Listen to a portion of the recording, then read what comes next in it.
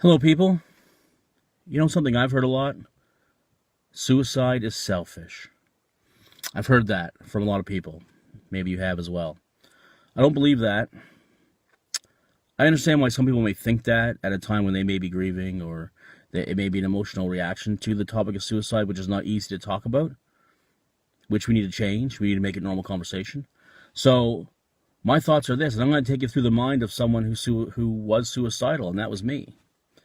And here's why it's not selfish, or why I believe it's not selfish through my experience and through talking to other people who've had similar experience. When you get to that point where I am sitting alone in a chair in a basement in the dark, profoundly upset, depression has taken over, my brain is trying to get my attention to tell me to calm down, to tell me to stop what I'm doing, but the depression is just too strong. I start going through every member of my family and all my friends and all the people that I care about. And one by one, I start justifying why each one of them will absolutely be better off without me here. You go through them all, one by one. It hurts. It's a sad process. And with each family member or loved one that you tick off, the weight gets heavier.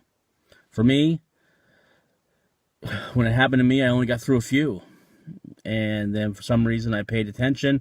My brain snapped me out of it, realized that this is my depression talking, that I need to get into a different place, need to shake it off, need to move forward. However, I don't know how large, that deck of flashcards is that has these people's faces on it, and I feel that if you don't shake it off and you allow yourself to get through the whole deck of cards to the point where everybody you care about would be better off without you, then I think that's when the weight becomes too much, and when the chances of an attempt, especially a successful attempt, may become high. But for me, luckily, it never got to that point. But I started down that road, and it's not very nice, and it's far from selfish. I can tell you the feelings that I was having were not selfish; they were selfless. You really, really thought that these people would be much happier, and the earth would be a better place if you weren't here.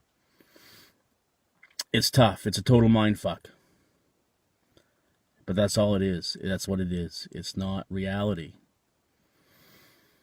Now, I believe that, our suicide numbers are not getting better.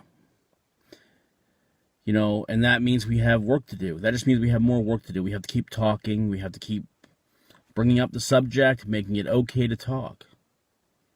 Because suicide is not selfish. Suicide is sad for both the person going down that path, profound, sad path, and for the people that are left behind. The grief involved and the sadness. So it is sad. Suicide is a sad thing. It's also an avoidable thing. We need to do more work. We need to keep working. We need to keep talking. It's okay to talk. It's okay to have those feelings. And it's okay to talk about it. So let's talk about it. Put your thoughts in the comments.